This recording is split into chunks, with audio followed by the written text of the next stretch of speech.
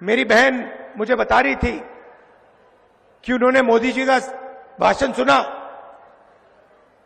और उस भाषण में उन्होंने, मेरी बहन ने मुझे कहा कि जो हम बोलते हैं वही मोदी जी आजकल बोल रहे हैं। पता नहीं, शायद मेमोरी लॉस हो गया है।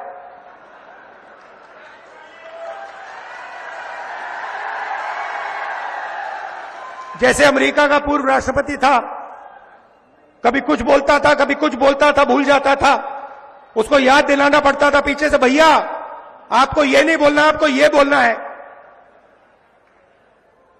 वहां पे यूक्रेन का राष्ट्रपति आया और अमेरिका के राष्ट्रपति ने कहा कि भैया रूस के राष्ट्रपति पुतिन आए हैं। उनके पीछे लोग आए, कहे नहीं नहीं नहीं भैया रूस के नहीं है, यूक्रेन के हैं। उनका मेमोरी लॉस हो गया था। वैसे ही हमारी प्रधानमंत्री का मेमोरी लॉस हो रहा है।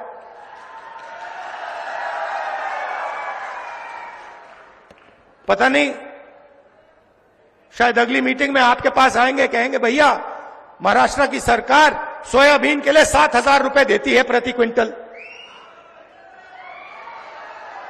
मैंने कहा कि बीजेपी कॉन्स्टिट्यूशन पे आक्रमण कर रही है। वो कहते हैं कांग्रेस पार्टी संविधान पर आक्रमण कर रही है। हर भाषण में मैं कह रहा हूं, मैं इसको लेके खड़ा हो रहा हूं, कह रहा हूं कि भाई इस पर बीजेपी आक्रमण कर रही है। 1 साल से मैं बोल रहा हूं। मोदी जी को पता लगा कि लोगों को गुस्सा आ रहा है, तो मोदी जी कह रहे हैं, राहुल गांधी कह रहा है कि राहुल गांधी संविधान पर आक्रमण कर रहा है। मैं हर मीटिंग में कहता हूं कि 50% की रिजर्वेशन की जो दीवार है उसको हम तोड़ के परे कर देंगे। लोकसभा में मैंने नरेंद्र मोदी जी के सामने बोला कि 50% की जो रिजर्वेशन की दीवार बना रखी है, जिसको आप नहीं तोड़ना चाह रहे हो, उसको हम लोकसभा में तोड़ के दिखाएंगे।